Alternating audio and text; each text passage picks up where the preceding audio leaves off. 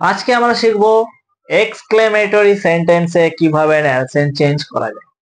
অর্থাৎ narration change যে series ছিল সেই সিরিজের আজকে সর্বশেষ যে সেন্টেন্স এক্সক্লেমেটরি সেন্টেন্স বা বিস্ময়সূচক বাক্যে কিভাবে আমরা ন্যারেশন চেঞ্জ করব, বা ডিরেক্ট থেকে ইনডিরেক্টে কিভাবে আমরা এই এক্সক্লেমেটরি সেন্টেন্স যেগুলো থাকবে রিপোর্টেড স্পিচ সেইগুলো কিভাবে করব। তো দেখো, আমরা প্রত্যেকেই জানি যে ন্যারেশন চেঞ্জের গুরুত্বপূর্ণ অংশ হলো reported speech, verb in reported speech আর একটা রিপোর্টিং ভার্ব। অর্থাৎ ডিরেক্ট থেকে যদি ইনডিরেক্টে আমাদেরকে করতে হয় কি কি রিপোর্টিং ভার্ব আমরা ব্যবহার করতে পারবো। দেখো, রিপোর্টিং ভার্ব হিসাবে কিন্তু আমরা প্রথমে এক্সক্লেমড ইন জয় ব্যবহার করতে পারি। কোন ক্ষেত্রে? আমরা জানি যে এক্সক্লেমেটরি সেন্টেন্স মানে বিস্ময়সূচক বাক্য, মানে সেই বাক্যের মধ্যে কোনো না কোনো আবেগ থাকবে। ধরো কনজাংশন থাকতে পারে, অর্থাৎ হুররে যদি কনজাংশন থাকে বা হুররে এটা থাকে, তাহলে আমরা এক্সক্লেমড ইন জয় এই রিপোর্টিং ভার্বটা ব্যবহার করব। এবার দেখো এক্সক্লেমড ইন সরো, দুঃখ বোঝাতে।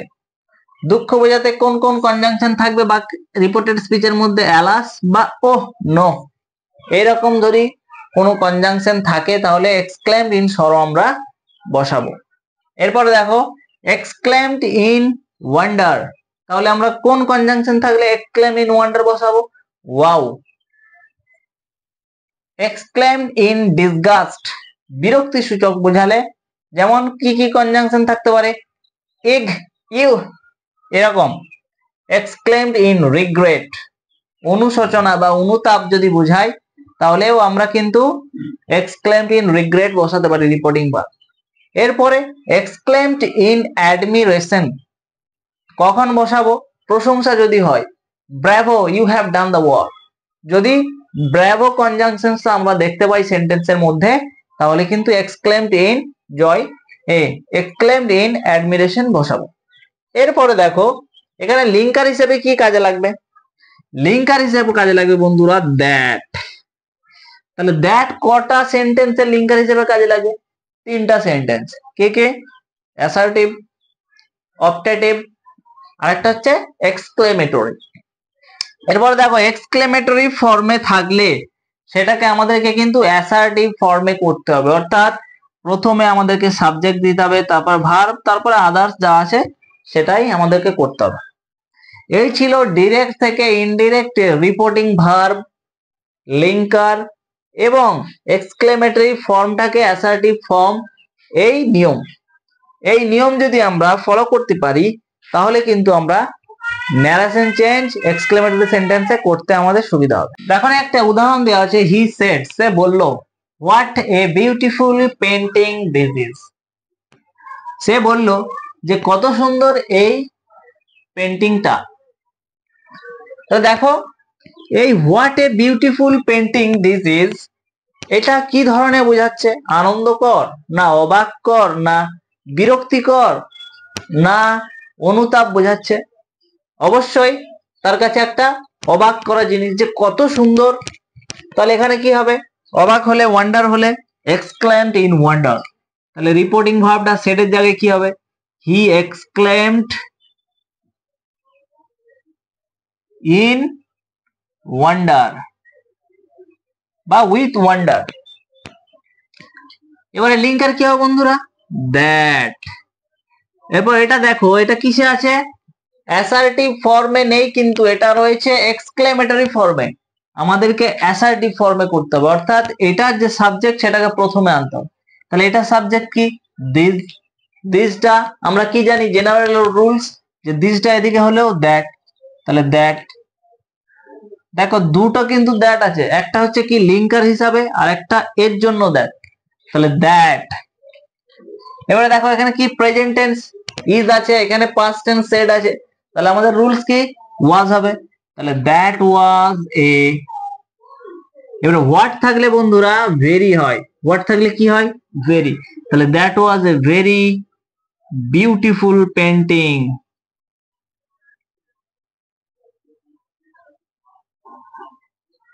এরপর দ্বিতীয় নম্বর উদাহরণ, দে সেড, তারা বলল, hurray we won the match. যে আমরা ম্যাচটা জিতেছি।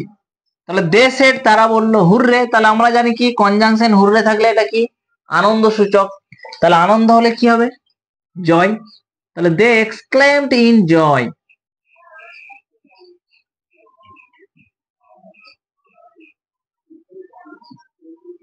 লিঙ্কার কি হবে দ্যাট।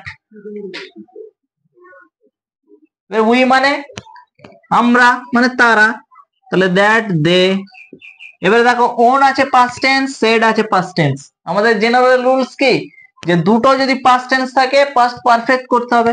তাহলে had plus V3 had, win won won V3, তাহলে they had won the match. 3 number দেখো সি সেড সে বলল alas I have fail the exam. সে বলল যে হাই আমি পরীক্ষায় অনুত্তীর্ণ হয়েছি। তাহলে দেখো অ্যালাস যদি থাকে কি হবে, অ্যালাস থাকলে এক্সক্লেমড ইন সরো।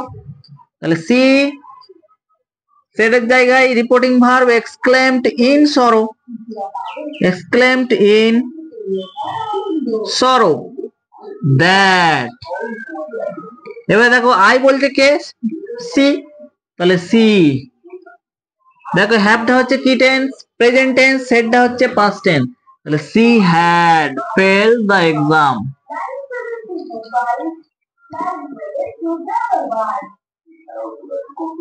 এরপর দেখো Rita said wow this place is so beautiful.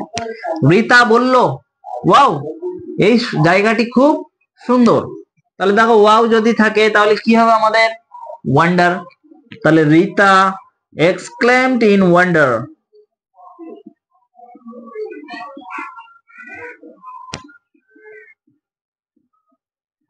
Linker কি হবে বন্ধুরা দ্যাট। আবার দেখো this place is so beautiful, তাহলে দ্যাট দ্যাট প্লেস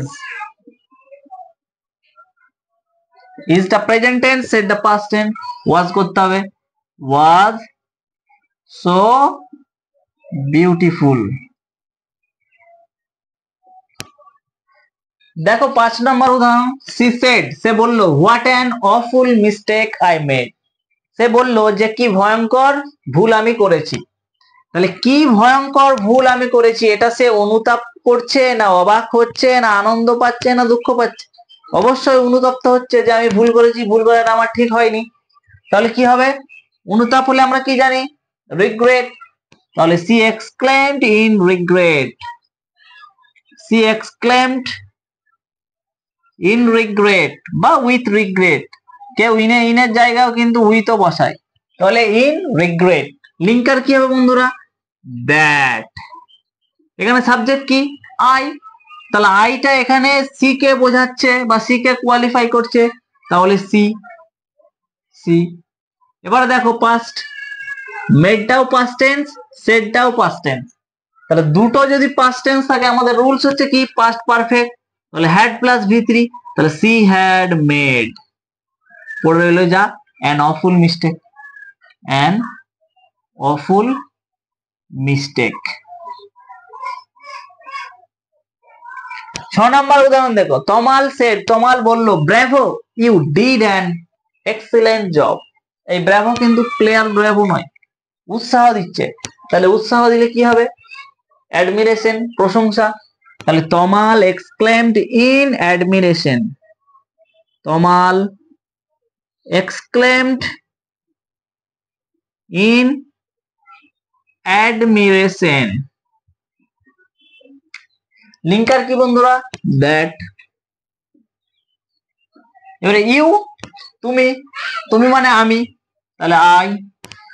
ডিড ও পাস্ট টেন্স সেড ও পাস্ট টেন্স, দুটো পাস্ট টেন্স থাকলে পাস্ট পারফেক্ট, তাহলে কি হবে আই হ্যাড। এবার ডিড এর পাস্ট ভি3 কি do did done, I had done an excellent job. 3 number দেখো স্নেহা সেড স্নেহা বলল ই how dirty this room is. ই কি রুমটা কি নোংরা। সে কি করছে তাহলে এখানে বিরক্তিকর বোঝাচ্ছে, তাহলে কি হবে স্নেহা exclaimed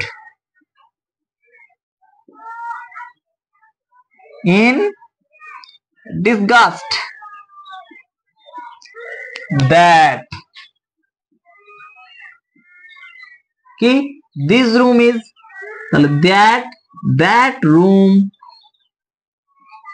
is টা কি হবে past tense was how থাকলে very very dirty